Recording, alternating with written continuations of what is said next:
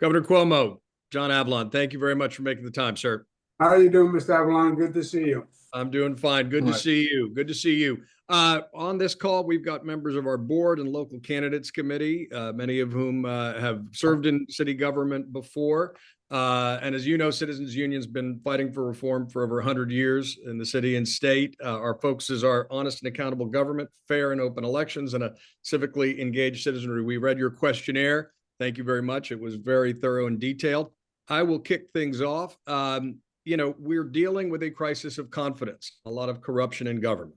What would you do as mayor to advance a reform agenda? And I'd like you also to specifically dig into your position on open primaries, which is a real priority for our organization. And I think an opportunity to open the aperture of our politics and get independents to participate and change the incentive structures. Yeah. Well, first of all, thank you all very much for taking the time to talk to me. I'm very aware of Citizens Union. I've appeared before them before, I've worked with them before, I've been supported by them before. And congratulations to your outgoing executive director, Betsy Gotbaum, who's had a phenomenal, long, distinguished career in public service and has done a lot of good for a lot of years. I have been I've done tremendous reforms on the state level when it comes to elections and open government and restoring confidence in government. Not that you guys would remember, but when I took over as governor, there was also a confidence of crisis on the state side. It was after a number of scandals. There were a number of scandals in the legislature. So I worked very hard to re-engage the public and come up with new rules about campaign financing, disclosure, conflicts of interest, disclosure of outside interest, disclosure of clients. We started public financing on the state side with a pilot first with the controller's race, and then we extended it obviously statewide. I think, so part of it is legislative reforms, there's no doubt. Part of it is also just the performance of the government. I think what you're referring to now is the specific situation that the city finds itself in after a unique set of facts dealing with Mayor Adams. And you're right, it has created a crisis of confidence. But I think new leadership performance is going to make a big difference. And on open primaries, I originally was against open primaries. I think now with what's going on with voter participation as low as it is, where you can have a Democratic primary in New York City, which effectively, not necessarily, but effectively is the governing election, right? The Democratic primary in many cases determines the winner over a general election. But you can have a Democratic primary where you have 3, 4, 5, 6% of New Yorkers actually wind up electing the next mayor. And that's wrong.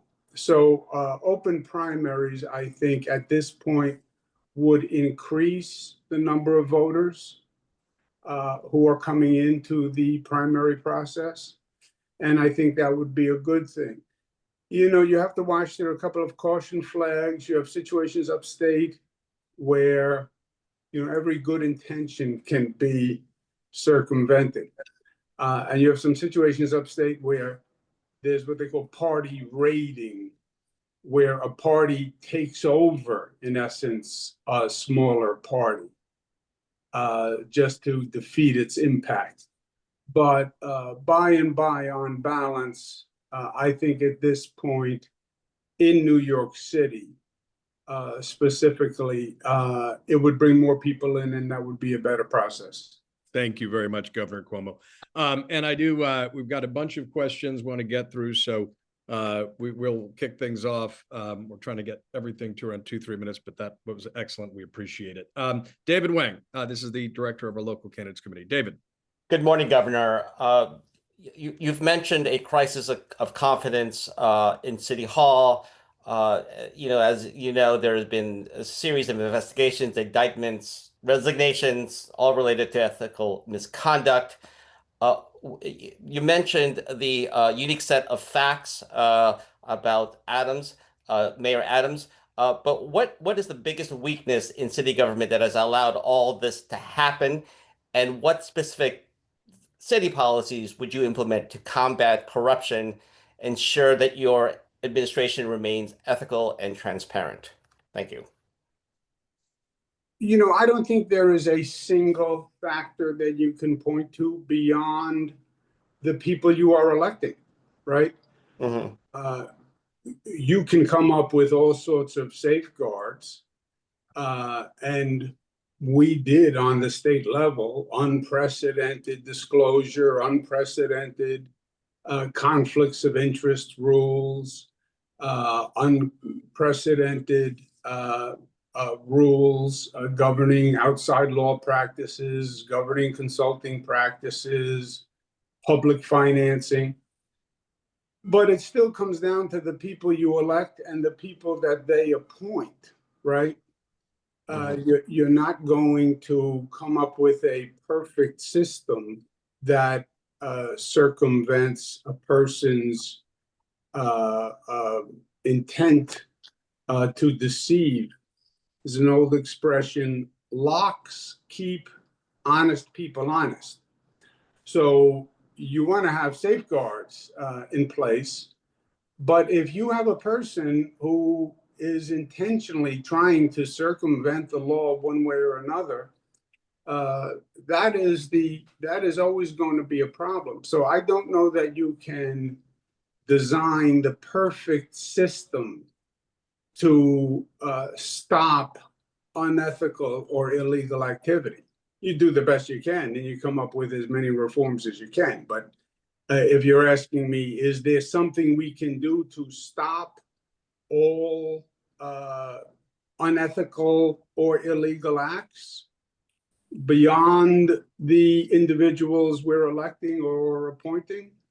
I don't think there is a perfect system that exists in the United States, obviously.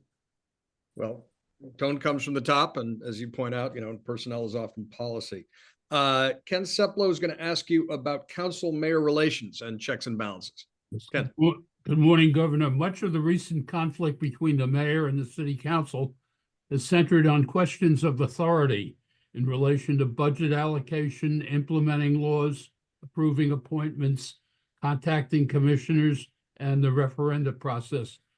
Question, do you believe the current balance of power between the mayor and the council is appropriate? And if not, how should it be adjusted? And secondly, if elected, how would you build a constructive relationship with the council and the next speaker?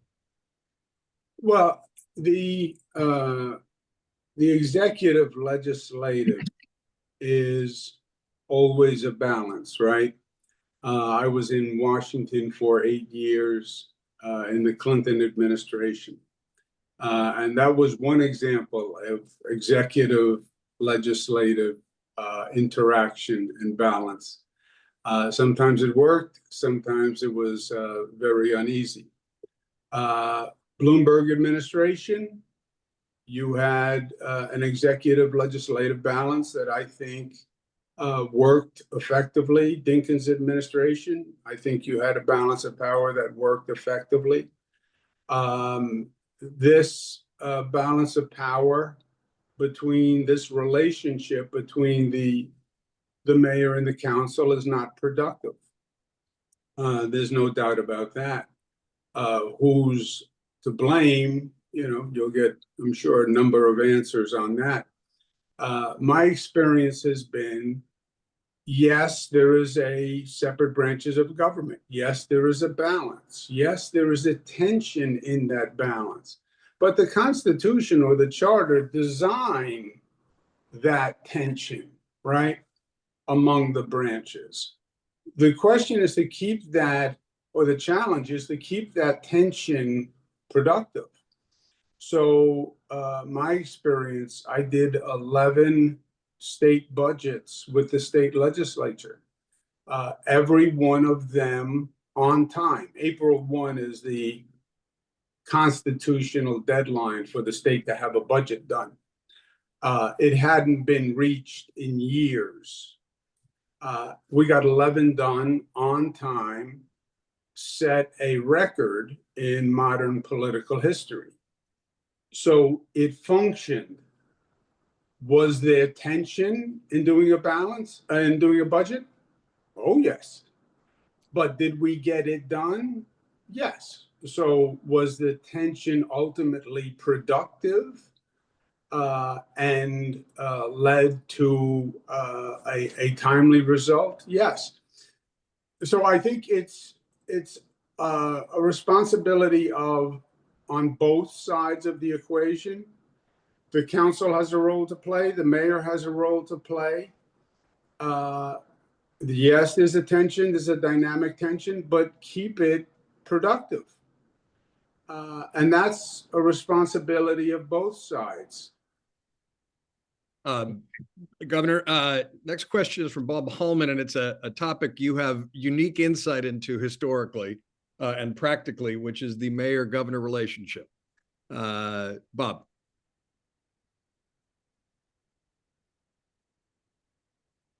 Bob? Bob, if you're muted, unmute. Otherwise, maybe Hayda can ask this question. I was muted. Apologies. There you go. Hi, Governor. How are you? Hey, Bob, how are you? Okay, it's been a while. It has been a while. Welcome to Citizens Union. Thank you. Good to hear your voice. So, as you well know, the mayor-governor relationship is critical to how the city gets governed. And in your experience, for example, I mean, you can tell us better than I, but I recall your experience with with Mayor de Blasio was bumpy, you can say. And you'll be faced, if you're elected, with dealing with your former Lieutenant Governor, Kathy Hochul, at least for the first couple of years. So kind of the bottom line here is, what would be your approach to engaging with the governor to achieve your goals, given the critical role that the governor plays in governing the city? Yeah, this one, I think I'm uniquely qualified to be able to do this successfully, Bob.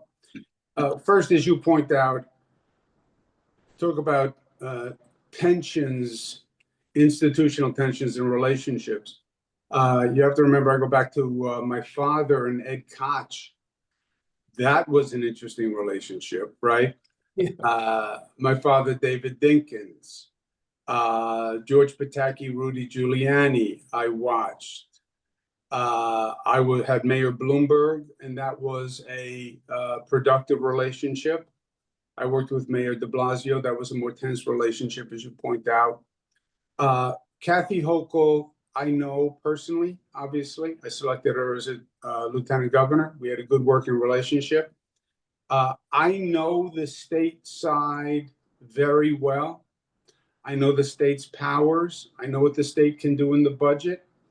I know what the state can't do in the budget. I know what the city will need from the state budget. And again, I'll know what the state can actually do for the city. Sometimes the city asks for too much from the state. Sometimes the city asks for the impossible from the state. I've been on both sides of the table.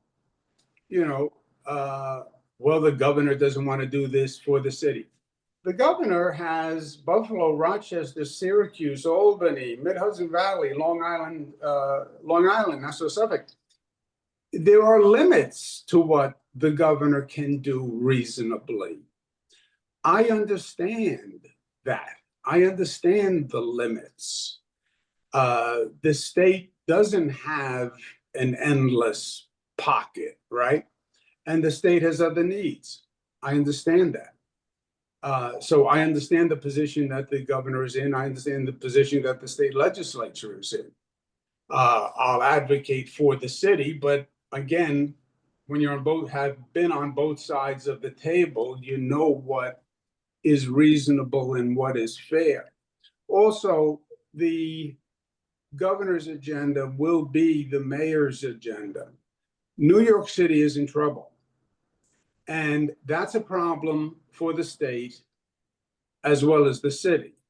As goes New York City, goes New York State. New York City is the income generator for the state. The state needs the city to do well. The state knows the city is not doing well. It is a mutual interest to help the city.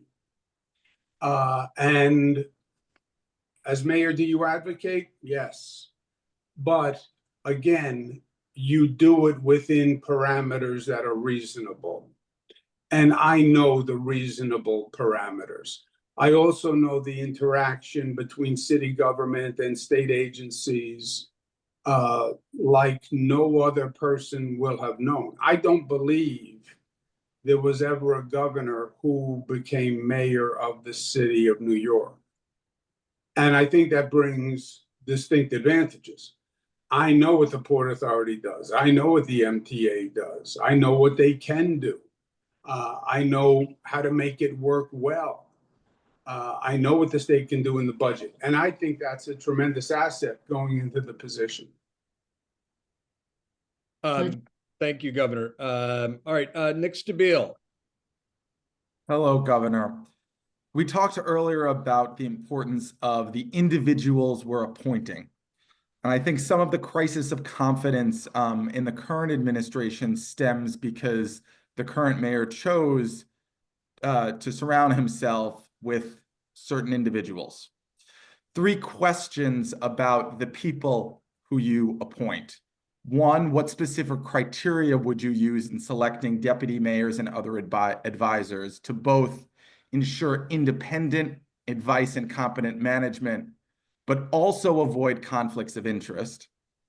2nd, what areas do you believe present the greatest risks of conflict of interests?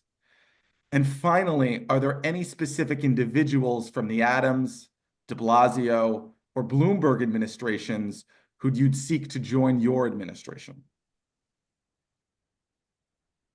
Good questions. A tad specific for my case, but good question. Look, the city administration, the city government, I think we're focused on the Adams administration, but I think you have 12 years basically where you have seen a talent drain in city government.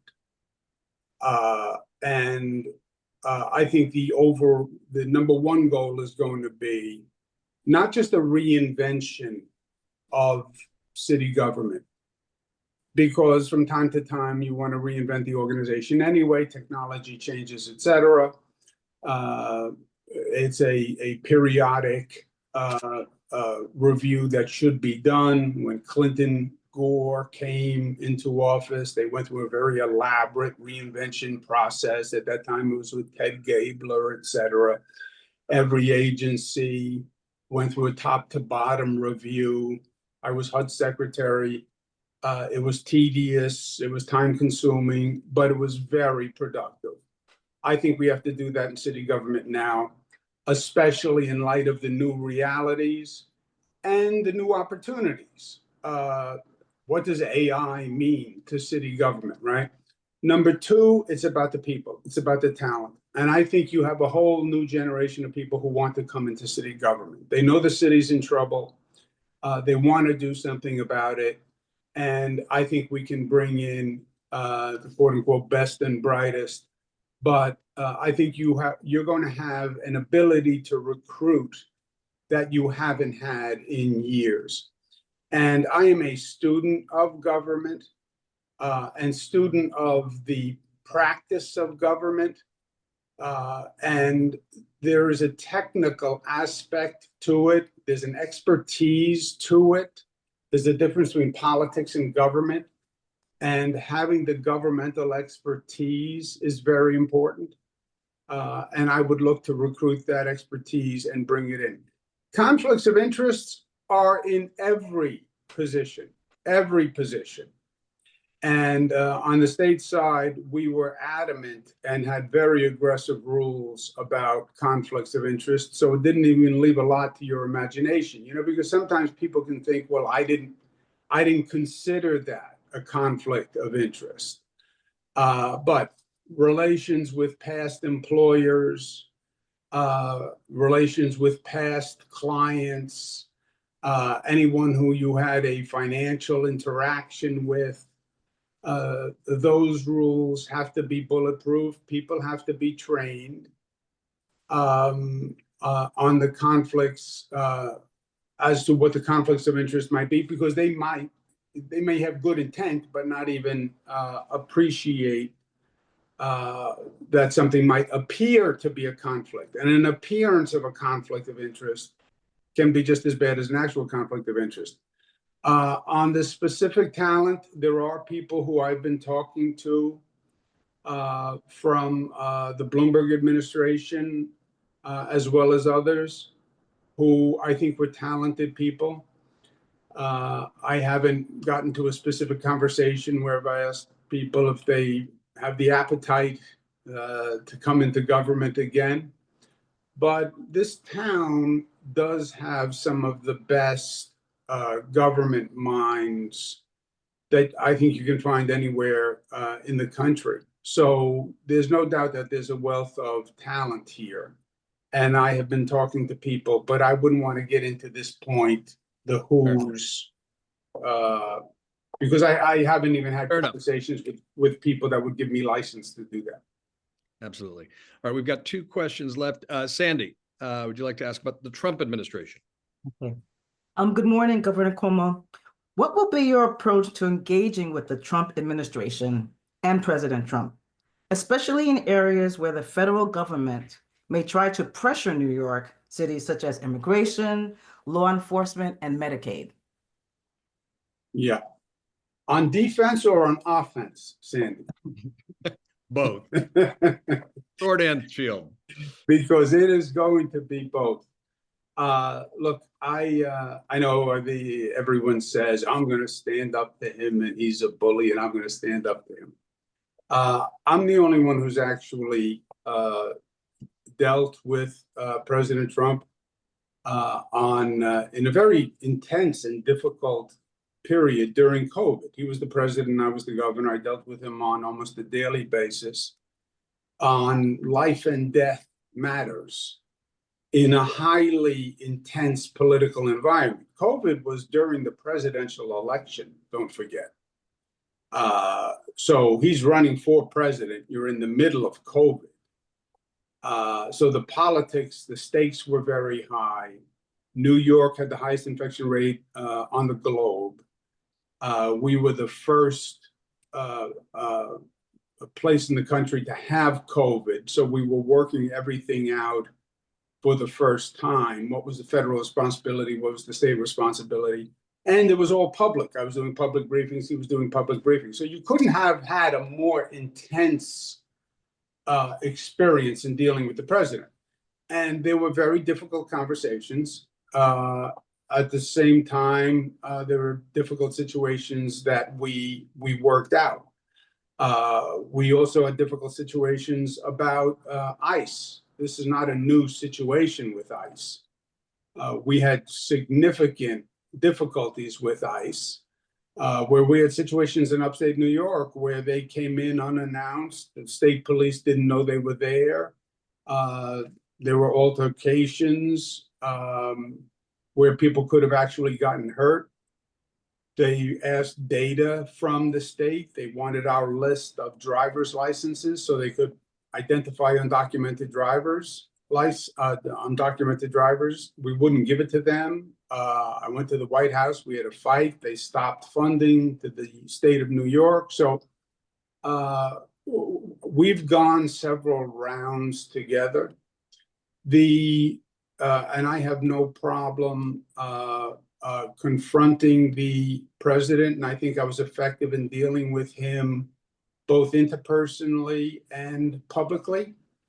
We got a lot of cooperation from the federal government through COVID that we were originally not going to get. And I think the public engagement that I had with him was actually helpful and effective.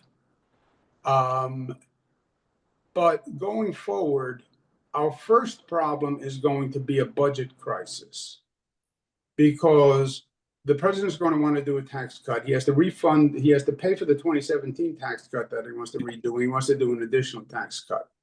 When they look at the federal budget, the place they're going to look for the money is from the discretionary funding, non-military, and that's going to be Medicaid, it's going to be the housing programs, it's going to be SNAP, it's going to be Title I.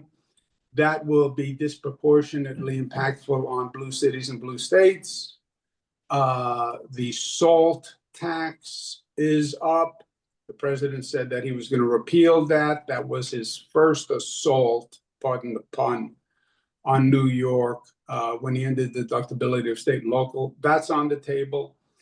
The way to deal with the president, he is the president, and you were just a mayor of the city of New York. So when it comes to a power differential, it is there. But I think the way to circumvent or frustrate the president's policies is by organizing nationally. These changes that he wants to make will affect not just New York City. They're going to affect cities all across the country. They're going to affect blue areas and red areas. And you cut Medicaid, oh yes, you hurt blue cities, but you also hurt red congressional districts down south and in the West. There are organizations like the U.S. Conference of Mayors or the Governors Association. I worked extensively with both of them when I was in Washington. And I think we're going to have to build a broader coalition of organizations, governments, and people who will be impacted by these cuts, because politically, the Congress is, especially on the House side, is a delicate balance for them. And these cuts can cost them the House if you organize politically and you bring in alliances nationally that make that clear. And that's one of the tacts that I would take. Lawsuits, yes. The local congressional delegation, yes. Bully pulpit, yes. But a political coalition that can stop it in the House is probably the most feasible method that you have of actually stopping as opposed to just posturing. Thank you, Governor. Final question before closing statement from Alan Rothstein. Hello, good morning, Governor. I think you've covered a fair amount of this ground before, but just to note, as when you were governor, we applauded the signing of the bill that closed the LLC loopholes and established the public financing system, and a number of the other things that you have mentioned already. On the other hand, you terminated the Moreland Commission that you appointed, and there were actions and findings taken regarding the book deal that led to a suit to abolish COLIG. And your campaign seemed to have had some issues meeting the requirements of the city's campaign financing system. As the current mayoral administration, as you mentioned, has had its own ethical issues, how will you convince the voters that your administration will operate without those ethical concerns? Yeah, well, you have a lot of suppositions there that are not factually accurate. The Moreland Commission was, there had been a period of scandals in the legislature. A couple of legislators had been convicted. I wanted dramatic reform. I wanted public financing. I wanted disclosure of outside clients, especially from lawyers. The legislature wouldn't do it. The legislature left saying they wouldn't do it. I said to them, if they didn't do it, I would appoint a Moreland Commission to investigate the matter because I believe the investigation would show that these reforms were necessary. I engaged the Moreland Commission to start an investigation on these issues to document that there was reason for these reforms. And that was the purpose of the Moreland Commission. It was circumscribed to that extent. The Moreland Commission started to function. The legislature then agreed to the reforms on outside clients, client disclosure, public finance pilot starting in 2014, I believe, with the Controller's Office. So I accomplished the goal. I ended the Moreland Commission. Any cases that the Moreland Commission had found or any wrongdoing they found was referred to the appropriate law enforcement offices. And we achieved the reforms that we wanted to achieve, which was the purpose of the foundation of the Moreland Commission. The issue with the book is we went for an ethics opinion. We received the ethics opinion. As far as I'm concerned, they then changed their opinion or said the person who issued the opinion didn't have a right to issue the opinion. But on the facts of the matter, that was all as the ethics opinion prescribed, and that was totally complied with. The Campaign Finance Board has raised an issue. They have a letter of complaint from one of the other candidates. They say they have to look at the issue of the complaint from the other candidate. They've withheld money pending that review of that complaint. And my lawyers are confident that they had reviewed everything and that when that review is final, that we will have done nothing wrong. And also, look, I have an 11-year. Well, good. Do you have any other questions? Well, no, I just wanted to make sure you addressed the second part, which was, not just how you convince voters, but the ethical actions that you would take to make sure that these things in the past don't recur in City Hall. But I want to do that in the context of a closing statement from you as well. Your questionnaire, incredibly detailed, focusing on housing, quality of life, policing. Really appreciate your clarification of your support for open primaries. So I want to give you a chance for a closing statement, but also to address that second part of Alan's question about the ways we can advance ethical standards to move forward as a city. Look, I believe I set the highest ethical standards ever established as governor of New York. I would do the same in New York City government. There will always be questions raised. That is first the nature of the beast. It's the role of the press. It's the role of watchdog groups. There will always be questions. Second, we are in a toxic political environment right now where this hyper-partisanship, I think, and both Democratic, Republican, and within the Republican and Democratic parties, this is now politics. There's a new tactic of politics, accuse the other person of everything that you can possibly accuse them of, or any theory that you can come up with to accuse them of, right? When I was Attorney General during election year, I used to receive reams of complaints about illegal activity by opponents, right? That's sort of the nature of the beast. But put in the strictest ethical rules you can, as specific as you can for conflicts of interest, et cetera. But understand that there's always going to be questions, and politics is always going to make accusations. And also, there is no perfect system to guard against all human error or bad judgments or malfeasance. That system doesn't exist, but you do the best you can. Overall, I think the overall perspective is find someone and support someone who can actually do the job, who actually is an executive, who actually has the experience to do the job, who actually has the competence, who has actually dealt with these types of issues before, and the complications of these issues, and the subtleties of these issues. Many of them are not black and white. Many of them have nuances that you would not initially perceive. Many times there are circumstances that you don't anticipate.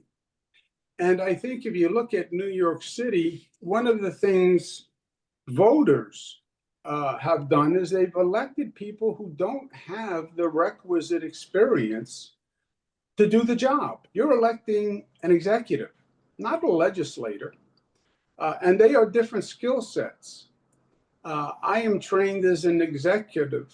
I ran HUD. It was a $30 billion agency. I ran the state for 11 years. The budget is double what the city budget is. I got it done on time. I passed more groundbreaking laws than any governor at the time, from marriage equality to minimum wage to free college tuition.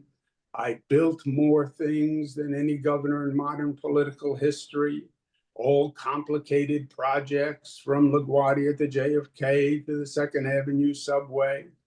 We're talking about building affordable housing. You have to know how to build affordable housing. You're talking about public safety. You have to understand how to deal with the politics of it and not be afraid of the politics of it. Dealing with a legislative body. City council is a challenging legislative body.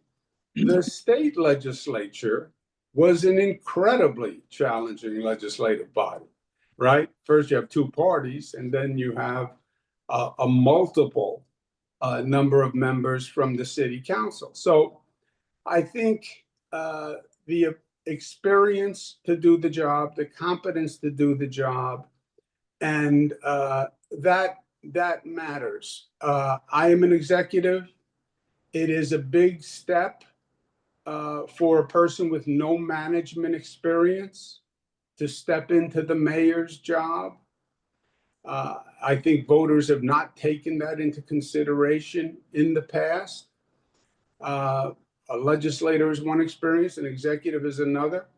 I would be a lousy legislator, probably. You know, it's not what I want to do.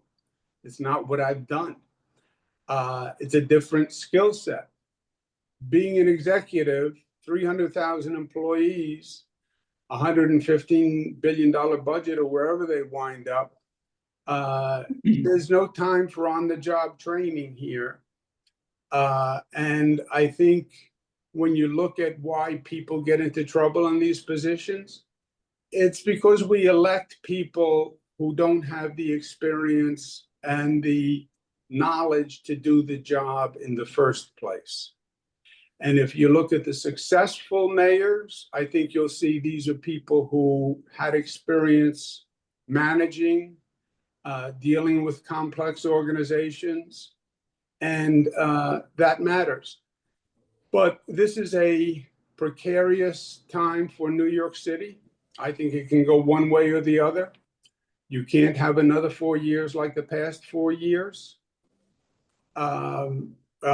We post-COVID, you have a lot of challenges. You have people who are leaving, over 500,000. People are more remote with remote work, they're more mobile than ever before. You're then going to have a federal government that is going to come and have a tremendous negative impact on the budget, as well as a host of other challenges that they're going to bring. I think someone who has the experience to handle the job is critical. And that normally would be the first criterion when you're hiring someone. Do they have the experience to do the job, right? You go for a job managing a Dunkin' Donuts. First question is, do you have management experience? I think it's harder to be mayor than run a Dunkin' Donuts. I think we can all agree on that. Governor Cuomo, thank you for your time, sir. We appreciate it. And thank you for sitting down with Citizens Union. Thank you. My pleasure for having me. Thank you. Thank you, guys. Take care.